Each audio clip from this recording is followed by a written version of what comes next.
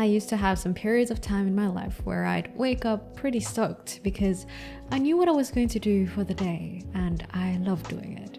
I remember being excited over getting so good at basketball so that we could beat the neighboring school's basketball team, and wanting to spread the love of street dance because I loved the way that people's face would light up when they found the joys of dancing. Those days are unfortunately long gone, and a few weeks ago I ended up pondering to myself, why is it that I don't feel this similar level of excitement anymore in adulthood? Is that just how adulting is supposed to be? Just mundane? Recently, I went to get my hair cut by my go-to friend of mine. He's a hairdresser who's really good at what he does, and he shot to fame through social media and whatnot. He's very driven, has a lot of new cool projects, and he's totally making good money. We caught up and stumbled upon the talks of work-life balance. I asked him how he was doing, and he said that, oh my god, his work-life balance is utterly horrible. He's working towards it though, but he wholeheartedly actually loves what he has right now. He then asks, do you know ikigai? And that's how I got introduced to the concept of ikigai. Because for the longest time, I just thought that it was the title of a really popular book that I haven't read. Ikigai means a reason for being, and it's a Japanese concept of raison d'etre, or as some people would put it, as what gets you up in the morning. Its origins can be dated back to the Heian period in Japanese history, which then was popularized by Mieko Kamiyama in her 1966 book, Ikigai ni Tsuite, and then popularized as the Venn diagram by Mark Wynn, a motivational consultant. Anyway, here's the viral Venn diagram. There's 4 main elements to it in no certain order: what you love doing, what the world needs, or what people actually appreciate, what you're good at doing, and what you can be paid for.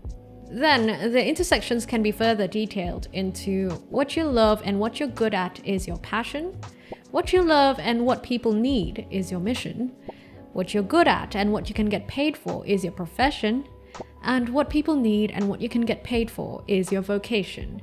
Pretty straightforward, and you can see why it makes sense. Then the smaller intersections also go, what you love, are good at, and can get paid for will give you satisfaction, but a feeling of uselessness.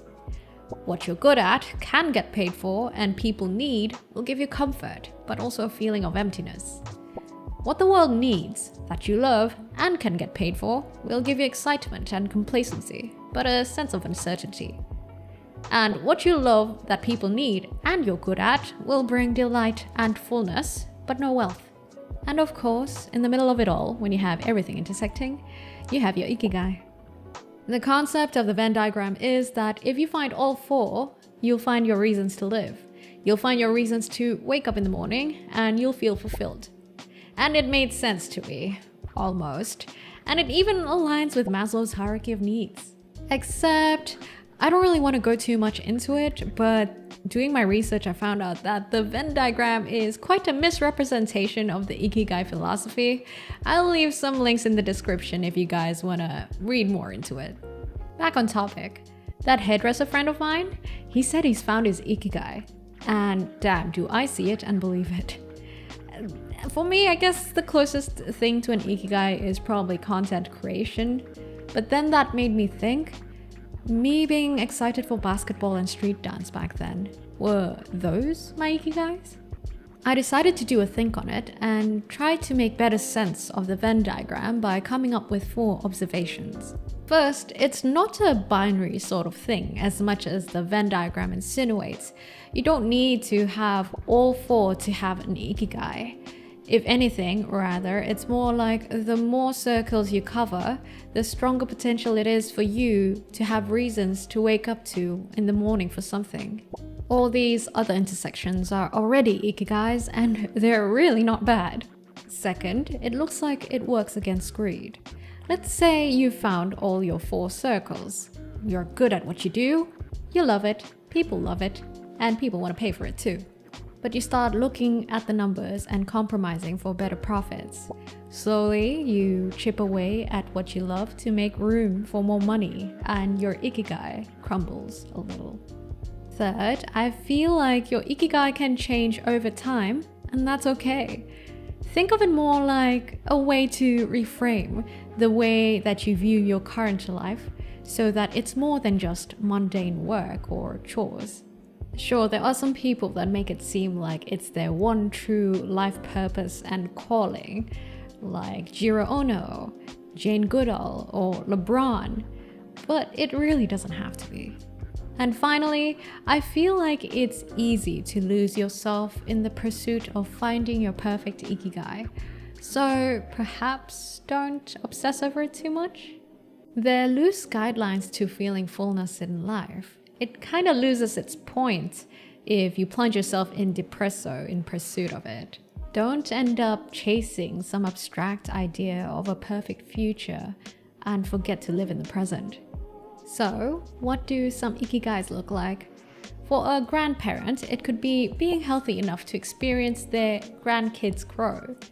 For an office worker, it could be doing the best job at the office so that they can come home comfortably to their hobbies.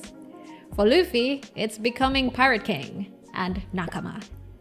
For a pizza truck cashier, it could be doing his job whilst making it as fun as possible, on top of brightening their customers' days.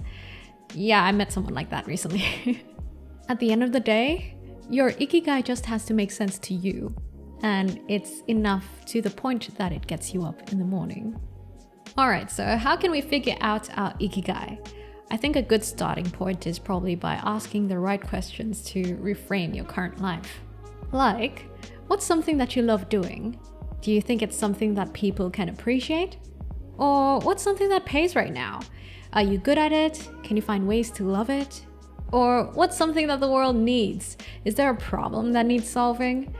Can you be paid for it? Can you learn to love it and get good at it? And I think that if asking these questions kind of leave you dissatisfied, then maybe the answer is to look for new experiences. Do new things, find new ideas.